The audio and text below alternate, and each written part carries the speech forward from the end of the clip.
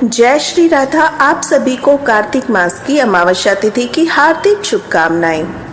कार्तिक मास की अमावस्या तिथि पितरों के लिए स्नान, दान, तर्पण इत्यादि करने के लिए विशेष महत्वपूर्ण है। ऐसी विशेष कार्तिक मास की अमावस्या तिथि पर एक सुंदर पौराणिक कथा का श्रवण करते हैं। पूर्व काल में काशीपुरी में मांटी नाम के एक प्रसिद्ध महायशस्वी ब्राह्मण हुए। वे जप करने वालों में सर्वश्रेष्ठ थे। वे सदैव रुद्र का जाप करते थे।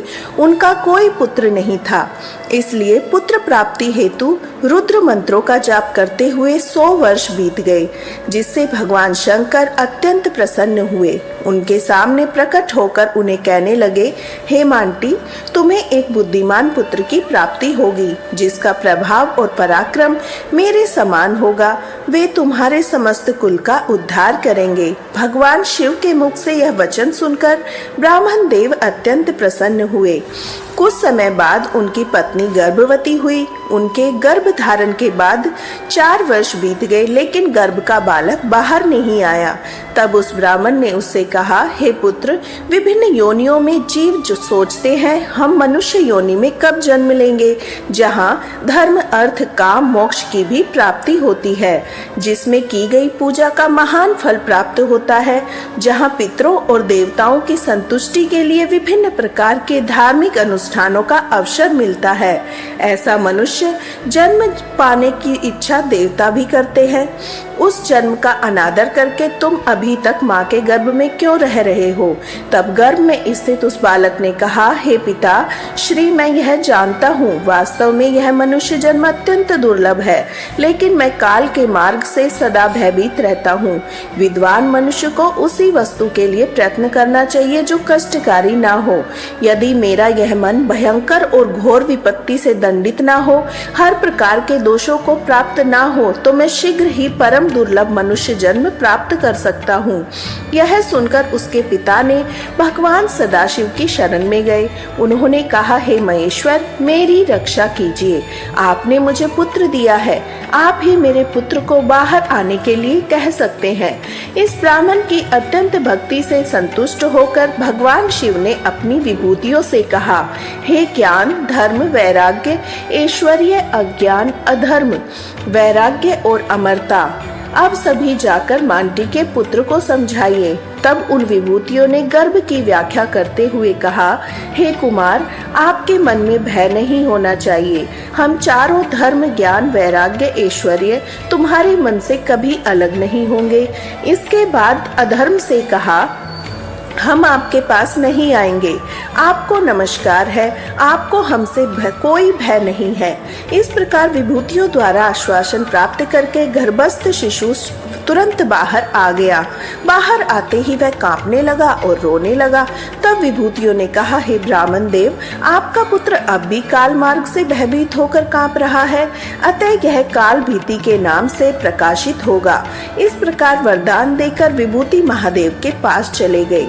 अब वह बालक शुक्ल पक्ष के चंद्रमा की तरह प्रतिदिन बढ़ने लगा। संस्कारों से सुसंस्कृत होकर उस बालक ने पशुपति मंत्र की दीक्षा ली। सदैव की भांति 5 मंत्रों का जाप करते हुए तीर्थ यात्रा पर निकल पड़ा। महिसागर संगम रूपी गुप्त क्षेत्र के गुणों का वर्णन सुनकर काल भीति भी वहां पहुंचा। मही के जल में स्नान करके 1 करोड़ मंत्र के जप किए। उसने अपने जप पूर्ण होने के बाद जब वह वापस लौटा तो उसे थोड़ी दूर एक बेल का वृक्ष दिखाई दिया। वहां जप करते ही उस ब्राह्मण की इंद्रियां लयबद्ध हो गई। वह एक ही क्षण में परम आनंद से विभोर हो गया। उनके ब्रह्मानंद की तुलना स्वर्ग आदि सुखों से भी नहीं की जा सकती। 2 घंटे तक वह अचेत अवस्था में पड़ा रहा, बाद में अपनी पूर्व अवस्था में आ गया। यह देखकर काल भीति को बड़ा आश्चर्य हुआ। वह मन में कहने लगा, ऐसा परम आनंद मुझे ना तो काशी में प्राप्त हुआ, ना ही नैमिषारण्य में, ना प्रभास और केदार में, और ना ही अमरकंटक में। इस समय मेरी सभी इंद्रियां गंगा जी के समान शांत और स्वस्थ है। मेरा मन परम गुप्त धर्म का आश्रय ले रहा है। इस तीर्थ का प्रभाव यहाँ स्पष्ट रूप से दिखाई दे रहा है।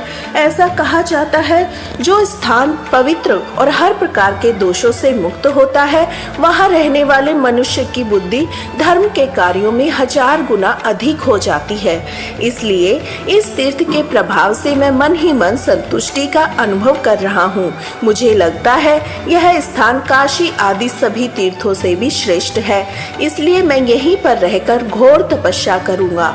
ऐसा सोचकर कालभीति बेलपत्र वृक्ष के नीचे एक पैर के बल खड़ा हो गया और मंत्र जपने लगा। जप का नियम लेने के बाद उसने 100 वर्षों तक पानी की एक बूंद भी नहीं पी। 100 वर्ष पूर्ण होने पर एक व्यक्ति जल से भरा घड़ा लेकर उसके पास आया। उसने कालभीति को प्रणाम किया और प्रसन्नता पूर्वक कहने लगा, हे महामते, आज आपका नियम समाप्त हो गया है। यह जल ग्रहण कीजिए। और तुम्हारा आचरण क्या है, तुम्हारी जाति क्या है? ये सब प्रश्न कालभीति ने कहा। यह सब यथार्थ रूप से बताओ। मैं तुम्हारे जन्म और आचरण को जानने के बाद ही यह जल ग्रहण करूंगा, अन्यथा नहीं करूंगा। तब उस व्यक्ति ने कहा, मैं अपने माता पिता को नहीं जानता। मैंने सदैव अपने आप को इसी रूप में देखा है। नीति धर्म से मेरा कोई प्रयोजन नहीं। यह सुनकर कालभीति ने कहा, अगर ऐसा है तो मैं तुम्हारे द्वारा दिए गए जल को नहीं पी सकता। इस विषय में मेरे गुरुजी ने एक वैदिक सिद्धांत अनुसार उपदेश दिया था। उन्होंने कहा था, जिसे कुल का ज्ञान नहीं, जिसके जन्म में वीर्य की शुद्धता नहीं, उसका अन्न भक्षण जलपान करने वाला साधु भी दुर्गति को प्राप्त होता है। जो निम्नतर वर्ण है, जो भगवान शिव का भक्त नहीं है, इन 2 प्रकार के मनुष्यों को दिया गया दान भी अनिग्रत समझा जाता है। तब उस व्यक्ति ने कहा, आपकी इस बात पर मुझे हंसी आ रही है। अरे, आप तो बड़े मूर्ख हैं। जब सभी प्राणियों में भगवान शंकर का वास है तो फिर किसी को भला बुरा क्यों नहीं कहना चाहिए, क्योंकि इससे भगवान शिव की ही निंदा होती है। जो अपने और दूसरों के बीच के अंतर को देखता है, ऐसे पुरुष के लिए मृत्यु अत्यंत घोर भय उत्पन्न करता है। यह घड़ा मिट्टी का बनाकर पकाया जाता है, फिर पानी से भर दिया जाता है। इन सभी चीजों में कोई अशुद्धता नहीं है। यदि आप कहते हैं मेरे प्रकट होने से अपवित्रता हो गई है, तो यह भी स्पष्ट नहीं है, क्योंकि ऐसी स्थिति में जब मैं इस पृथ्वी पर हूँ तो आप यहाँ पर क्यों रहते हैं? आप इस पृथ्वी पर चल क्यों नहीं रहे? अब आकाश में क्यों नहीं चलते? यह सुनकर कालभीति ने कहा, अगर ऐसा कहा जाता है कि सभी प्राणियों में एक ही शिव है, फिर सभी भक्तों में शिव को मानने वाले लोग, नास्तिक लोग, खाना छोड़कर धूल मिट्टी क्यों नहीं खाते? अतः संसार की व्यवहारिकता प्राप्त करने के लिए एक सीमा स्थापित की गई है, जो समय के माध्यम से सफल होती है। आपने उस सीमा के बारे में सुना है। अतीत में भगवान ब्रह्मा जी ने इस भौतिक जगत की रचना की। उस नाम प्रपंच के 4 भेद है, ध्वनि, वर्ण, पद और वाक्य। यह नामकरण के 4 स्तंभ है। इसका ध्वनि नाद स्वरूप है। स्पष्ट रूप से कहें तो पूर्ण अक्षर को वर्ण कहते हैं। शब्द शिवम पाद है। शिवम भजेत अर्थात शिव की आराधना को वाक्य कहते हैं। यह वाक्य भी 3 प्रकार का होता है। पहला है प्रभु सम्मत, दूसरा है सुहृदय सम्मत और तीसरा है कांत सम्मत। यह त्रिवाक्य है। जैसे ही स्वामी सेवक को एक निश्चित कार्य करने का आदेश देता है, यह प्रभु सम्मत वाक्य है। इसी प्रकार श्रुति और स्मृति दोनों ही प्रभु सम्मत वाक्य के अंश होते हैं। एक स्वामी की भांति आज्ञा देता है। इतिहास, पुराण इत्यादि को सुहृदय सम्मत कहा जाता है, या मित्रों की भांति समझाकर यथार्थ मार्ग दर्शाते हैं। कविता आदि के सुंदर व्यंग पूर्ण आलाप को कांत संवत कहा जाता है। अगर आप नास्तिकता का सहारा लेकर सर्वत्र व्यवहारिक समानता की बात करते हैं, तो उसके अनुसार वेद, शास्त्र और पुराण व्यर्थ है। क्या सप्तर्षि आदि जो अतीत में ब्राह्मण और क्षत्रिय हो गए, क्या वे सब मूर्ख है? क्या आप ही अकेले चतुर है? जो लोग वेद, वेदांग और वेदांत का पालन करते हैं, सत्व गुण में स्थित है, वे ऊपरी दुनिया में जाते हैं। सात्विक आहार और सात्विक आचरण करने से मनुष्य को स्वर्ग की प्राप्ति होती है। इसलिए धर्म का पालन आवश्यक है। मैं आपकी बातों में गलती नहीं निकाल रहा हूँ।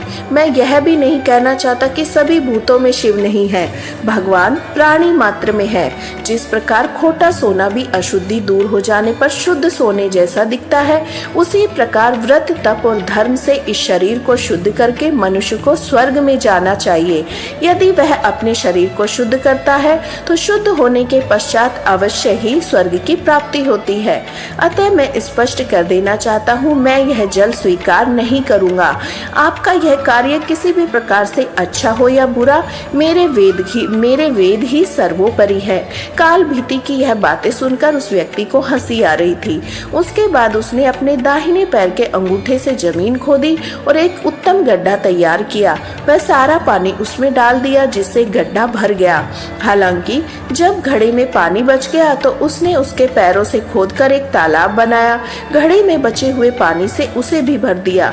इस अद्भुत कार्य को देखकर ब्राह्मण देवता को बड़ा आश्चर्य नहीं हुआ, क्योंकि भूत प्रेत आदि के उपासकों में अनेक प्रकार की विचित्र बातें भी होती है। उस विचित्रता के आगे झुककर आपके सनातन वैदिक मार्ग को कभी नहीं छोड़ना चाहिए। तब उस व्यक्ति ने कहा, हे ब्राह्मण देव, आप हैं तो बड़े मूर्ख, लेकिन आप पंडितों जैसी बातें करते हैं। क्या आपने कभी सुना है कुआं किसी और का घड़ा और किसी और की रस्सी किसी और का पानी पीता है, दूसरों को पिलाता है, वह सभी प्रकार के फल के अधिकारी हो जाते हैं। ऐसा ही मेरा जल है। आप धर्म को जानते हैं, फिर इस जल को क्यों नहीं पीते? तब कालभीति ने इस श्लोक पर विभिन्न प्रकार का विचार किया, लेकिन वे सब एक ही फल और कैसे ला सकते हैं, इसका निर्धारण नहीं हो पाया। फिर उसने उसी फल के बारे में बहुत विचार किया जो घट और अन्य यंत्र कहते हैं। इस निष्कर्ष पर पहुंचे, यदि किसी कार्य में बहुत से सहायक हो, वे सभी एक ही फल को प्राप्त होते हैं। बार बार सोचने लगा कि आखिर यह क्या रहस्य है। उसी समय उस बेल वृक्ष के नीचे अचानक से एक अत्यंत सुंदर शिवलिंग प्रकट हुआ, जो संपूर्ण दिशाओं को प्रकाशित कर रहा था। देवराज इंद्र ने उन पर परिजात पुष्पों की वर्षा की। देवता और ऋषि मुनि विभिन्न स्रोतों से उसकी स्तुति करने लगे। तब काल ने प्रसन्न होकर उन सबको प्रणाम किया, उनकी स्तुति की। इसके बाद शिवलिंग से महादेव जी प्रकट हुए, उन्हें प्रत्यक्ष दर्शन दिए और अपने तेज से त्रिलोक को प्रकाशित किया। इस प्रकार कहने लगे, हे ब्राह्मण देव, आपने इस महातीर्थ में रहकर मेरे लिए जो पूजा की है, मैं उससे प्रसन्न हूँ। हे वत्स, कोई भी आप पर शासन नहीं कर सकता। आपकी धर्मपरायणता को देखने के लिए मैं स्वयं मनुष्य रूप में यहाँ प्रकट हुआ। मैं इस गड्ढे को, तालाब को सभी तीर्थ के जल से भर दूंगा। यह परम पवित्र जल है। मैंने इसे तुम्हारे लिए संग्रहित किया। तुमने मेरी जो स्तुति की वह वेद मंत्रों के रहस्य से परिपूर्ण है, इसलिए तुम मुझसे कोई भी मनोवांछित फल मांग सकते हो। शिव जी के यह वचन सुनकर कालभीति ने कहा, भगवान शंकर, यदि आप मुझ पर प्रसन्न हैं तो मैं धन्य हूँ। आपकी प्रसन्नता से ही सभी धर्म सफल होते हैं। इसके अलावा हे प्रभु, अगर आप संतुष्ट हैं तो सदैव यहीं पर निवास करें। आपके इस शुभ लिंग पर जो भी दान पूजन इत्यादि किया जाएगा वह अक्षय होगा। जो फल 5000 मंत्र जपने से प्राप्त होता है, वही फल मनुष्य को इस लिंग के दर्शन मात्र से हो जाएगा। आपने मुझे काल मार्ग से मुक्त कर दिया है, इसलिए इस शिवलिंग को महाकाल के नाम से जाना जाएगा। जो भी मनुष्य इस कुंड में स्नान करके अपने पितरों का तर्पण करेगा, उसे सभी तीर्थों का फल प्राप्त हो, उसके पितरों को अक्षत गति प्राप्त हो। कालभीति के यह बात सुनकर भगवान शिव अत्यंत प्रसन्न हुए। उन्होंने कहा, जहाँ भी शंभु लिंग होगा वहाँ मैं सदैव निवास करूंगा। इस शिवलिंग की जो भी पूजा करेगा वह शिवत्व को प्राप्त करेगा। इस स्थान पर किए गए जप, तप, रुद्र जप सभी अक्षय होंगे। नंदी के साथ मेरा दूसरा द्वारपाल बनकर मेरा सानिध्य में रहेगा। हे वत्स, काल मार्ग पर विजय प्राप्त करके चिरकाल तक महाकाल के नाम से प्रसिद्ध होंगे। तत्पश्चात धर्म का उपदेश देकर मेरे धाम को प्राप्त करेंगे।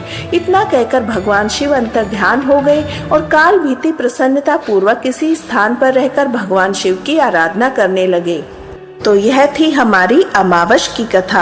आपको कथा कैसी लगी यह हमें कमेंट बॉक्स में लिखकर अवश्य बताएं। अगर अच्छी लगी तो इसे लाइक कीजिए, शेयर कीजिए, चैनल को सब्सक्राइब कीजिए और ऐसी ही अनेक कथा सुनने के लिए हमारे श्री राधा चैनल को सब्सक्राइब करें। धन्यवाद।